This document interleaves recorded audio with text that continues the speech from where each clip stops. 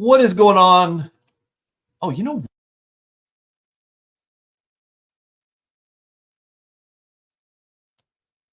okay, I've been using the wrong microphone. I had my show the other day with Tim Hyde, and I had the wrong microphone. And I was like, man, I sound off. And now I know why. Good to know. Well, what is going on, everyone? I'm Mike Singer. And on the screen next to me is Kyle Kelly. We're from Blue and Gold. We cover recruiting at Blue and Gold. And lot to talk about. Is it just me, or does it feel like forever since Notre Dame's played a football game? Kyle, it feels like forever since we've wrote about a recruiting weekend. All these like neutral site games and bye week. So yeah, I mean, has it been since the Louisville game that Notre Dame said it? Stanford. Everyone's forgetting about that Stanford game. Oh, that was the 12th. So it's been almost a month. Kyle, you ready to get back to South Bend? I am. I was counting the number of recruits with the Notre Dame offer that are also going to be there, and that number is now up to 31. So, and that including commits, right? Yes, including commits. So there's, I think, 15 commits, like 13 in the 17, I think. 17. So 15 in the 25 class and 2 in 26. Yep. So impressive turnout from the Notre Dame commits, and then a lot more targets. We're talking official visitors, flip targets, 2026 guys. It is quite the massive recruiting weekend for the Irish, and I believe I've talked about this on different mediums. And before the show, I was working on my written visitor preview for this weekend. You'll be able to find that at blueandgold.com today. And yes, there's big time prospects visiting, but what makes this such a massive recruiting weekend for the Irish is Notre Dame needs this weekend to close the class strong. Notre Dame is sitting at number 14 in the On3 industry rankings, which is significantly, maybe not significantly, but that's a bit lower than Notre Dame is signed. Under Mark Surman, Notre Dame hasn't been in the teens in the class rankings or lower, I think, since 2020. So it's been a while. So this is important, very important for Notre Dame to they have an opportunity to land some big time prospects in the 2025 class who are visiting this weekend. Pretty much, Kyle, all of their remaining targets are visiting this weekend. If not all right, let me look at this hot board article I did. So Parham, James, Faramo, Meadows, Boateng, Wiggins, Olesh, all visiting this weekend. That is pretty much that's every target they have remaining is visiting Notre Dame this weekend.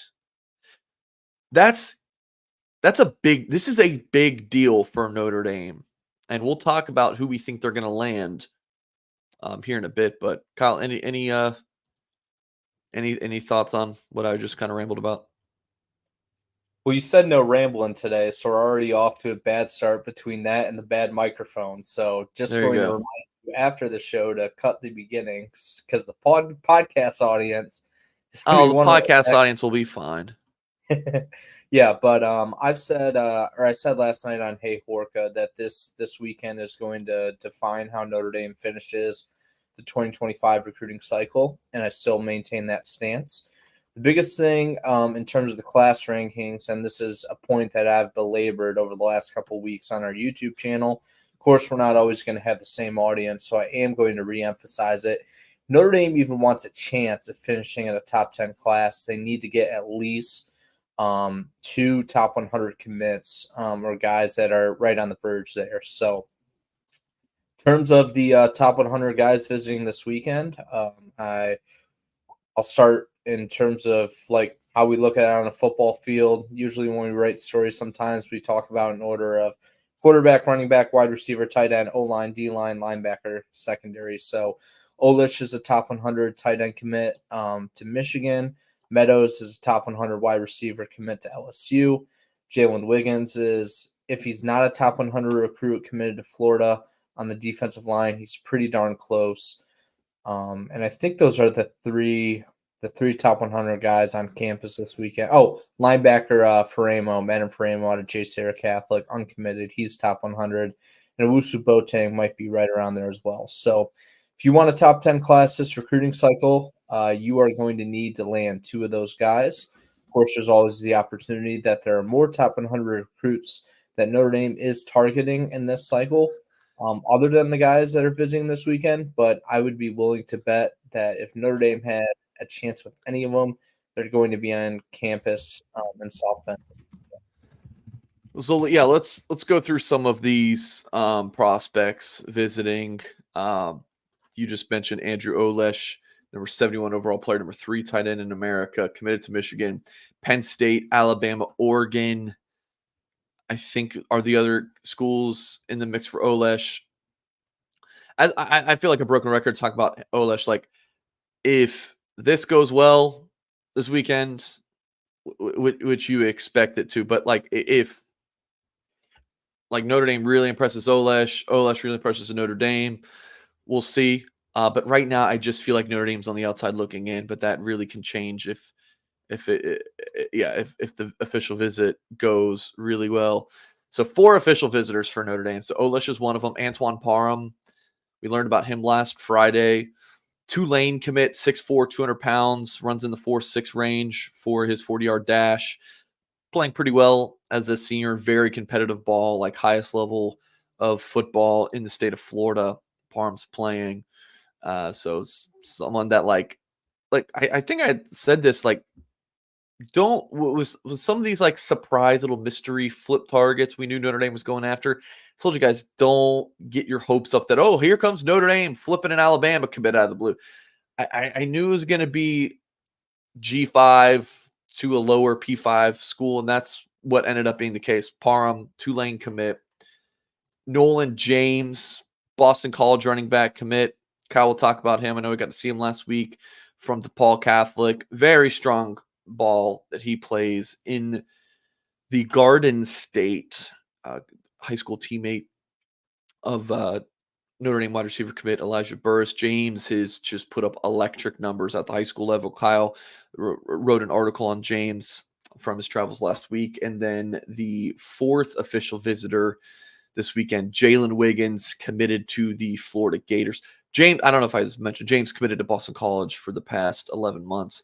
Jaylen Wiggins, longtime Gators pledge from Tallahassee, which is, of course, the backyard of the Florida State Seminoles. Seminoles having an awful season. Doubt that FSU is going to be able to flip him. So it really just seems like Notre Dame, Florida. I guess Stanford's maybe sort of a player, but it really seems like Notre Dame, Florida. And I feel like the Irish are in a pretty good spot going into this official visit. So, again, that's 4 official visitors for Notre Dame. Jaylen Wiggins, the defensive lineman. Nolan James, the running back, committed to Boston College. Antoine Parham, Tulane commit. And Andrew Olesh, tight end commit for Michigan. Kyle, thoughts on those guys? Yeah, just want to see where your head is at here, because we've talked about so many times on our past shows that usually this is a time for Mike and I to catch up with each other. So these are real, genuine, authentic conversations. So they are. I wanted to see what you thought about how I'm ranking these guys in terms of the chances that they commit to Notre Dame this weekend. Okay. And I would start with Nolan James, number 1. I would go with Antoine Parham, the wide receiver committed to Tulane, number 2. Number 3, I would go Jaylen Wiggins, defensive lineman from Florida. And 4th, I would put Andrew Olesh, the Michigan pledge. So of the official visitors. So, I mean, this is titled Prospects on Commit Watch for FSU Weekend. I would agree with that wholeheartedly. I think James is not a lock, but it's a near lock to flip. I mean, when James told me the day after he got the offer, day of, I think, or the day of, the day that the media reported that he had an offer. I think he had it for a week or 2 before that. When he told me that other schools have hit him up, but Notre Dame's the only one that he was going to entertain in terms of a potential flip, it's a good sign. It's a really good sign. So I think, I don't really do percentage numbers, but I think that Jay Carr mentions Billy Napier getting fired this Sunday. I can't see Jaylen Wiggins going to Florida. Talk about that in a second. So I think James, high likelihood, Parham, pretty high likelihood. And then Wiggins, if I had to make a prediction right now, I would say I'm leaning Notre Dame. And yeah, Billy Napier, that could play an impact for sure. And then Olesh, I don't really know where that one's going to go, to be completely honest. So yeah, and I'm sure we're in agreement on that. Olesh is a really good prospect. I would be fired up if Notre Dame's able to land him. I'm just not haven't gotten any strong vibes from anyone on where that's at. Kyle, 30 seconds a minute. Any other thoughts on that? Yeah.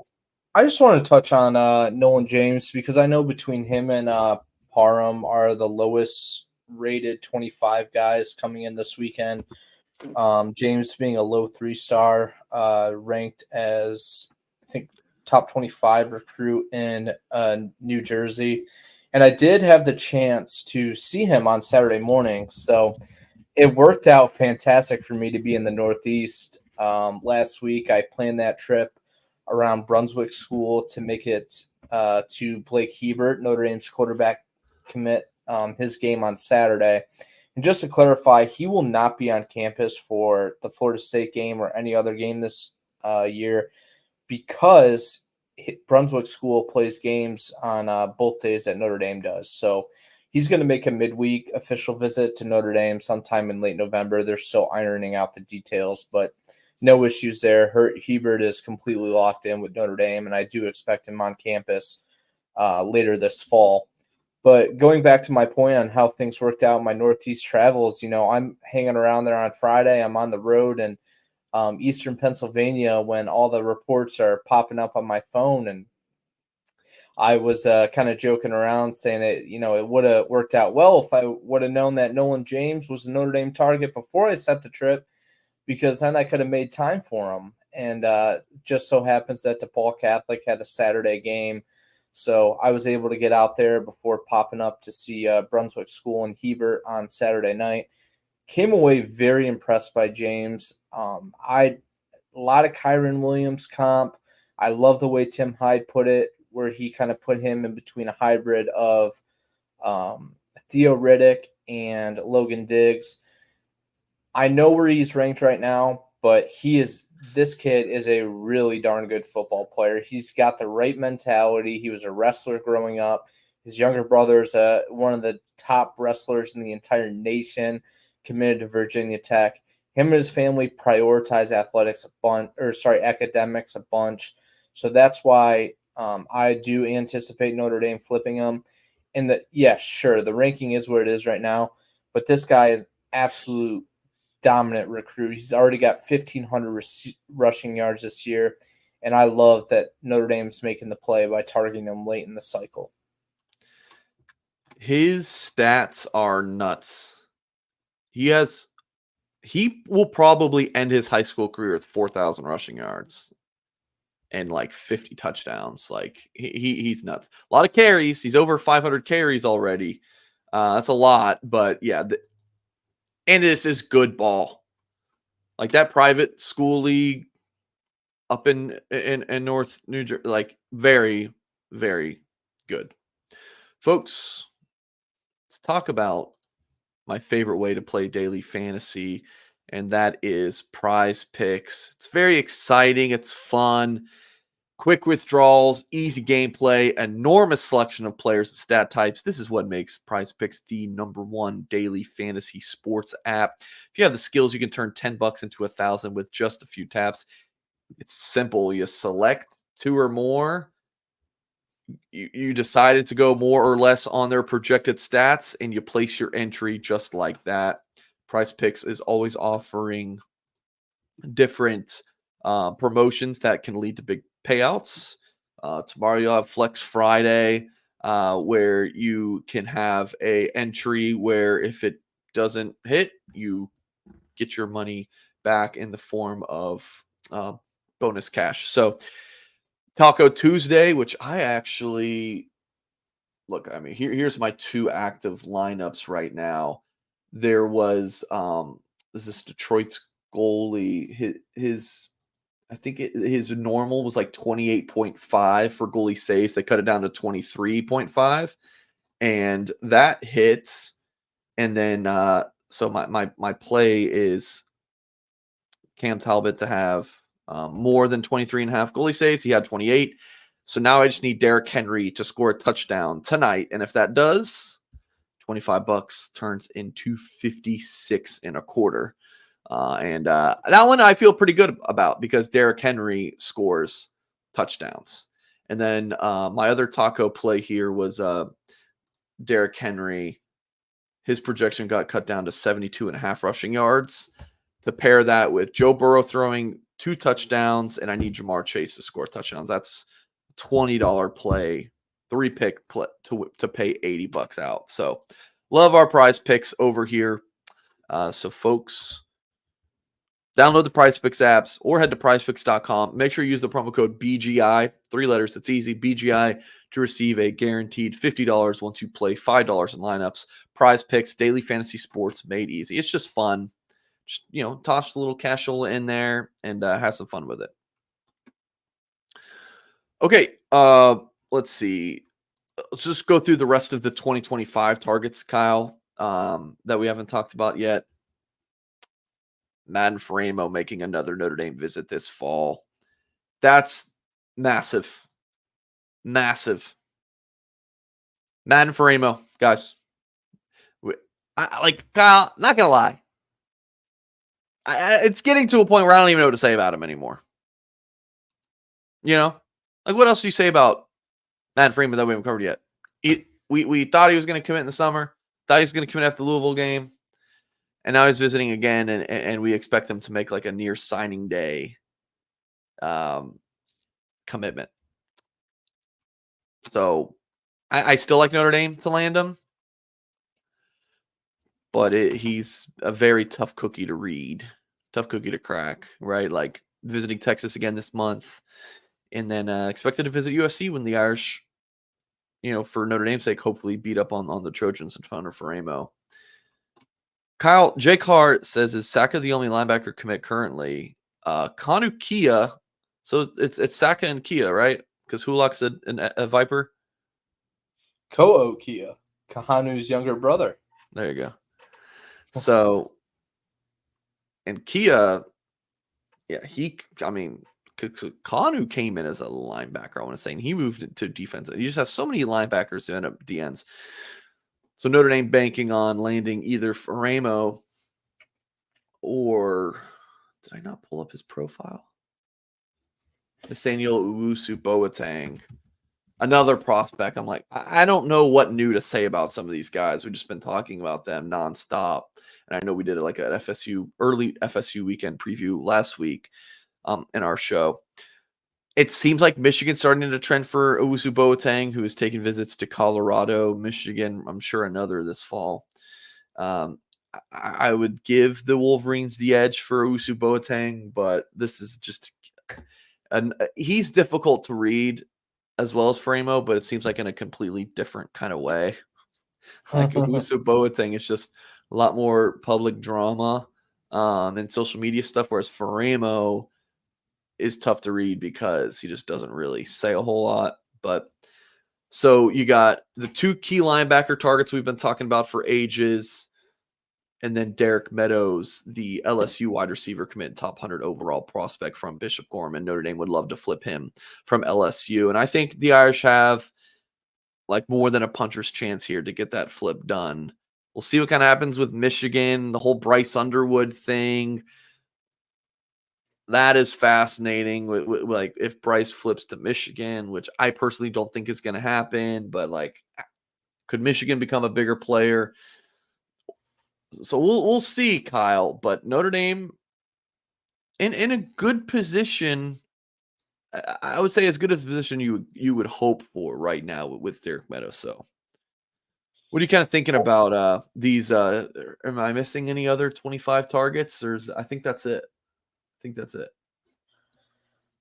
Yeah, that sounds about right to me. And going back to when Derrik Meadows was officially visiting schools and, making a decision, I was talking in the summer about Michigan being more in the picture than I initially realized.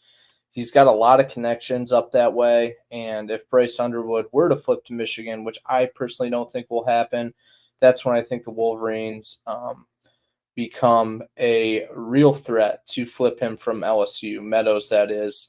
And our colleague at On3, everyone's favorite on the Notre Dame side, EJ Holland, who does recruiting coverage for the Wolverine, he said on the Inside Scoop, Josh Newberg's recruiting show earlier this week, that he feels better about Notre Dame's chances to flip Meadows than Michigan. So just kind of some of the steam coming out there from the Michigan side.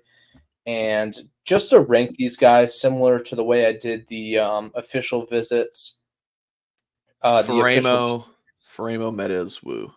Or I switch Woo and Meadows yeah. because I give Meadows the edge because he is already committed. But just to kind of touch on each one of these guys briefly, with Faremo, what I've learned about him and talking to him and talking to those close to him is I've found out he's very intentional, very diligent about this process, which is why he's drug it out this far.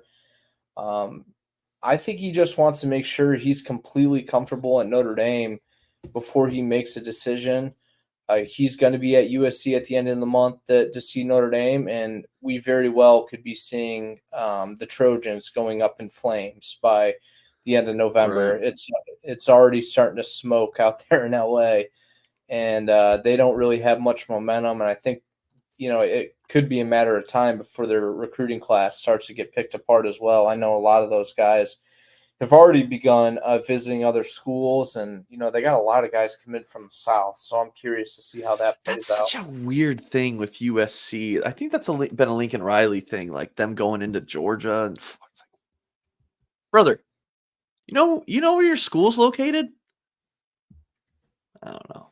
So that's always been a weird thing for me, seeing USC recruit the South. But I digress, Kyle. If I'm USC, whoever is the future head coach of that program, because I don't know if even if it is Lincoln Riley, which I think it's kind of proven so far that he's not going to be able to get USC back to where it's at. I don't know if anyone ever can, but whatever direction they go next, they need to hire someone who has strong ties, strong roots to SoCal, and absolutely dominate that area in recruiting. Like, USC doesn't even really have a presence at St. John Bosco or Mater Dei, the two top schools in the country that just so happen to be in USC's backyard, which I kind of find pretty fascinating because you would think that they would prioritize those schools, but that just hasn't been the case. So that's kind of where I'm at with Faremo and how things are going with USC. With Nathaniel Owusu-Boateng, I was texting with a Notre Dame fan this week, and he was asking me about Owusu-Boateng and trending to Michigan, and I said, yeah, I do feel that way right now, but I said, you watch coming out of this Notre Dame visit, all the momentum is going to go back to Notre Dame. That's just the way that this recruitment has gone, with the way Owusu-Boateng has spoken after these visits. He always gives teams a great review. Sure. And I think by the time he has to make a decision, it will level out. And just to close on some thoughts on Derrik Meadows, I really don't know where this is going to go, because when he committed to LSU, I know there was a lot of chatter, about, I can't really remember exactly why he committed to LSU over Notre Dame, other than the on-field opportunities with LSU, producing wide receivers at a high clip and everything like that. And, they weren't really sure what the Notre Dame offense was going to look like with the wide receivers. They had a pretty good idea, but they wanted to see it. But I know some people talked about, for example, living arrangements with Derrik Meadows. I thought I saw that on the message board at one time. Just simple, weird, odd things like that maybe didn't favor Notre Dame. I'm not saying necessarily living in arrangements were an example. I'm just using that as an example. So I don't know how things like that could change in his recruitment, but kind of as I've summarized to people, like, if they're making it to Notre Dame during the season on their own dime, I think that's a pretty good indication that Notre Dame, at the very least, is going to have a chance to flip them into their class. Okay. It's full, like, cards on the table, full transparency. Like, when we do this show, like, I want to give you guys insight, but it's like we're less than a month from signing day, and it's like they will or they won't. Like that's really kind of where we're at. It's more than ever. These kids, like this close to signing day, it's not like Faremo and especially Faremo and Meadows. They're not like out there giving a lot of these quotes and saying, "Oh, this school is maybe where I'm thinking, and we have a ton to go off of." It's just, it's like put up or shut up time. That's kind of how I feel about it. Like Meadows, you hear good things about optimism on the Notre Dame side of things, and you try to read in between the lines, but otherwise, we just don't have a whole lot to go off of. And I truly believe that, anyone telling you otherwise, like, I don't know if I buy it. Like, I really just think that's where we're at. Wu, tough kid to read. Kyle's been saying that for a really long time. Wu, will give you a lot of good stuff. He does talk to the media some, but he knows how to kind of, for the lack of a better term, play the game. And then with Faremo, that's the one I still do feel pretty good about. And like I said, it seems like he's stretching this out because he's just being diligent. And you can respect Faremo. Everything about how Madden's handled this process, really respect. I don't think I've interacted with Madden Faremo once. I don't think I've connected with him. Text message, phone call, in person, nothing. Not many. Not many have, right? Kyle's done our Madden Faremo contact, and then like the on three, like Chad Simmons done an incredible job. But just from like following him for all this time, very much respect everything about how he's handled himself. And then let's talk about some 2026 guys. And Kyle, for the sake of time, there's several others that we could talk about that we're not. It really is a huge weekend, but we're going to go through 4 big targets for Notre Dame. Actually, real quick, Jay Carr, talking about USC, said they have to go to Georgia. They can't recruit California. They keep getting beat out. My brother, do you know how many prospects there are in California? There are so many recruits in California. And then if you are getting beat out for the top guys in California, okay, go get other guys in California. And then what about Oregon, in Washington, in Arizona, in Vegas? Like, recruit the traditional Pac-12 footprint. Georgia? I mean, how many kids commit to Georgia, or excuse me, in Georgia, commit to USC and then flip? We'll see if Julian Lewis follows that trend. Mike, real quick, go to the On3 Twitter page, because we do have some breaking news that's not extremely relevant to this show, but I would like to touch on it briefly.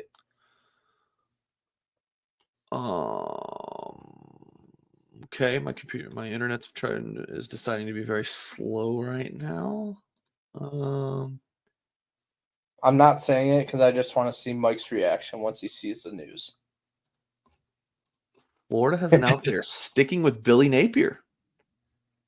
Florida has issued a public support of Billy Napier in the form of a letter from AD Scott Strickland despite lackluster results. Kyle, would you mind just throwing this up on the message board real quick if it hasn't gotten up there yet? Yeah. We don't let you know that Billy Napier will continue as head football coach of the Florida Gators as we see these past. I'm not gonna lie. I haven't said this on any shows or anything, but how Florida has played with the most difficult schedule in the country. I remember preseason seeing some tweet, and it was like the amount of losses a team can have to still be considered for the college football playoff. Notre Dame's, I think, was like 10-2 or something, right? Or 11-1. And you know what Florida's was? 7-6. Because of how difficult their schedule is. And I think like Florida's played well.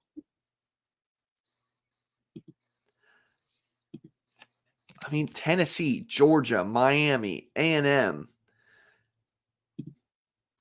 I mean, there's Florida's schedule, right? Very, off topic, but I mean, Miami, Texas A&M, Mississippi State, UCF, Tennessee, Kentucky, Georgia, Texas, LSU, Ole Miss, FSU. That is brutal. And for them to be 4-4, I mean, I think is solid. It's not like Florida came in with like they're going to be world beaters. Like we knew that it wasn't a great Florida team, but Miami, A&M, Tennessee, Georgia, Texas, LSU, Ole Miss is a brutal schedule. So that's interesting. That is interesting news, Kyle. So especially with the third highest ranked player in their class that give Notre Dame a first look this weekend. Yeah, so that kind of makes it interesting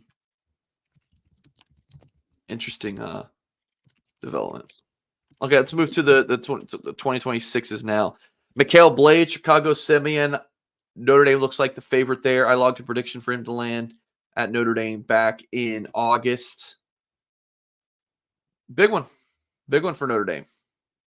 His teammates Christopher Burgess, Notre Dame commit the 25 class, top 100 overall player.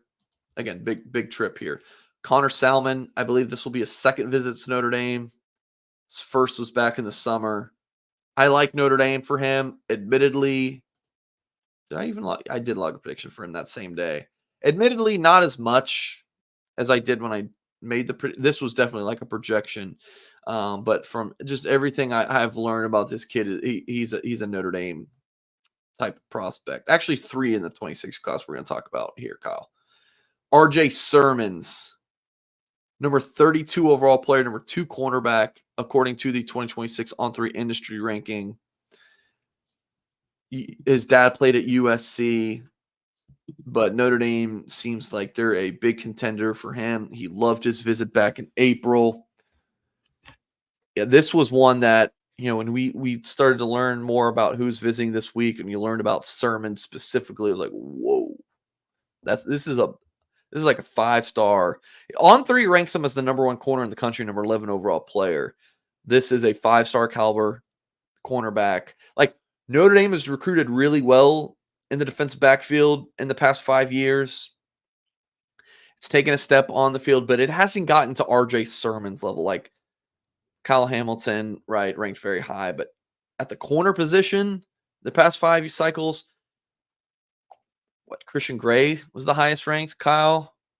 Does that sound right? Like, they've gotten a top 100 guy or two, but not 5-star caliber like RJ Surman's. So, and then some other big. You got Thomas Davis Jr., an elite linebacker, Samote Katawanga, defensive end from the same high school as Matt Framo, Tank King, linebacker, DeSephon Walker from Missouri, big-time running back, Jacob Weatherspoon, safety from Ohio. Some big 26 prospects coming to campus, as well as Notre Dame's 2 commits in that class. So, yeah, Kyle, it's big for 26 class as well.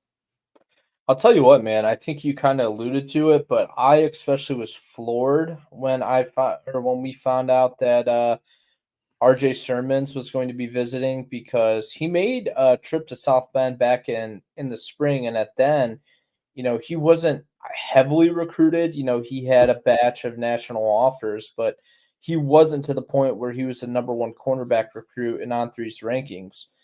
And I remember talking to you after that visit. I don't know if you'll even remember this, but you were flirting with a prediction for Notre Dame. Surman's. Yeah. Mm-hmm. Yeah. And it just seemed like Notre Dame kind of fell out of the picture a little bit this summer. I would keep tabs on Surman's, and didn't really seem like he had, he would never mention Notre Dame, like to me or any national reporters when discussing his recruitment. Seemed like USC had gained a lot of steam because his dad was a running back there in the 90s. Oregon had come on very strong. I know he's had a lot of great trips to Texas A&M. So him visiting Notre Dame on Saturday is a very encouraging development, especially when you consider the time that he had on campus last spring, because there was a point where it looked like Notre Dame had put itself in position to be the favorite to win this recruitment. Yeah. So with USC being down, and ironically, Oregon and Texas A&M are two of the hottest teams in the entire country this season. But this is pretty big news, because when I look at Notre Dame's 26 cornerback board, I don't really see many guys on that list where we feel like, hey, like this guy's got a pretty good chance at ending up at Notre Dame. There's some Yeah. guys there in the mix for, but there's no one I would put like in a mock class if I had to do Sure. one. So big visit on deck to bring the number one corner and guy that's by all accounts going to finish as a 5-star recruit in the 26 cycle to campus this Saturday. Moving forward for the rest of the show, and folks, please hit the thumbs up on this video. Subscribe to the YouTube channel if you are new here, and if you're listening to this via podcast, please leave us a 5-star review wherever you listen to your podcasts. Of course, if you like the show. If you don't, maybe don't leave a review. But if you do, leave a review, 5 stars, and then fill out why you like the show. That would be very much appreciated by our staff here at Blue and Gold. As we move forward in the show, Kyle, 2 questions for you. The first, who is on commit watch for you of the prospects visiting this weekend? And again, all of Notre Dame's big 2025 targets left in this class, all on campus this weekend. To run through them again, Nolan James, the running back committed to Boston College. Antoine Parham, the Tulane wide receiver commit.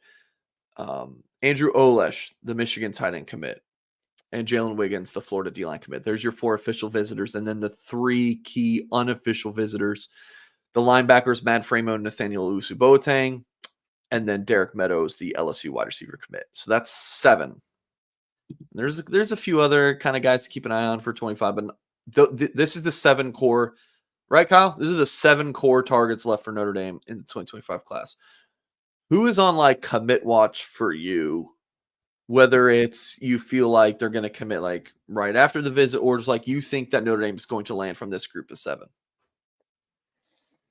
Well, I think any of these guys are fair game. I really do. Like I mentioned. That's not what I asked, Kyle. I know they're all fair game. They're visiting campus, but who do you think Notre Dame lands? So if I had to put it this way, if there's guys we should have emergency commit stories ready for, we already have them in the bank for Framo and Usu-Boateng. We just got to touch those up. I would especially make sure we have one ready for Framo, even though we do expect him to drag this out the rest of the month. But hey, this thing could click for him, and it personally would not stun me if he shut things down. But the 2 other guys I would lean toward are Nolan James, which ironically, I don't think he's going to make an announcement this weekend. I think if he does commit to Notre Dame, it'll be next week.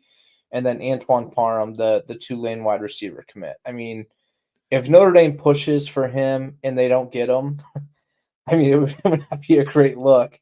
I know anything can happen in these types of scenarios, but if you're Notre Dame and bringing a Tulane commit to campus, I think you feel pretty good about your chances. Yeah.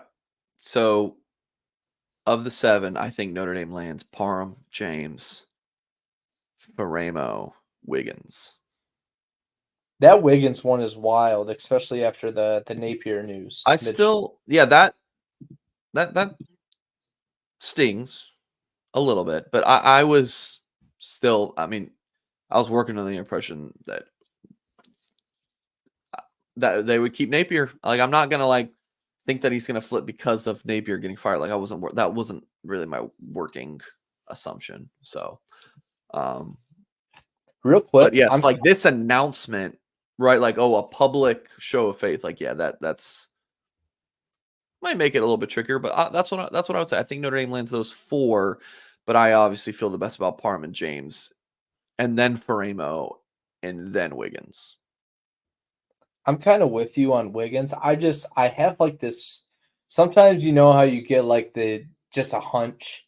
I just have a hunch with Jaylen Wiggins. I think that he had interest in Notre Dame over the summer. He has interest in going to a high academic school, evident by his official visit to Stanford. He just texted me. I wonder if he's watching. Yeah, I wonder if he's watching the show. Well, I know Notre Dame has also shown him a great deal of love, sending Marcus Freeman out, Washington, all those guys down to his school last Friday. So yeah, just one of those things, man. I got a hunch it would be pretty crazy for Notre Dame to flip a Tallahassee area recruit who is committed to an in-state school. But If I'm Jaylen Wiggins, I mean, I don't know what Florida's depth chart looks like, but I'm looking at Notre Dame's depth chart and I'm kind of licking my chops. Like this I'm kind of goes back to the conversation that Tyler Horka and I had last night. Like, Notre Dame's got to be clawing to have Jason Onye and Gabriel Rubio back next year as fifth years, because even if they do bring those guys back, they're still probably going to have to go into the portal for an interior D lineman or two. And Notre Dame can help kind of weather the storm a little bit if they get a prospect like Wiggins to sign with them in December. completely agree. Great take. And then I'm really interested to see what Wiggins weighs in next. He's listed at 235 pounds. I have a feeling there's no way he's 235 pounds. I'm guessing he's in the 250s. So after his Notre Dame visit, I will get clarification on like his updated size, and we'll change his profile to reflect that. But yeah, I like where Notre Dame's at with Wiggins. I just get the feel that he's a Notre Dame kid. And that's based on what I'm hearing and my own interactions with him. So there you go. But and following Notre Dame recruiting very closely, obviously, because been my, it's how I collect a paycheck covering this. It seems to be like Notre Dame's either active in Florida or they're active in Georgia. It hasn't been both in terms of like landing players.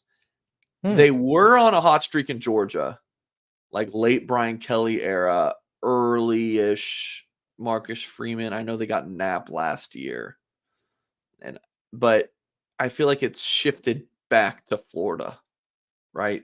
Thurman, Parham, Wiggins, Grubbs, Sean Sevillano, right? Like I that's kind of, I mean, that's not like data researched, but I feel like it's shifted more to Florida. So, and it kind of an interesting thing. It's never been both though, I feel like.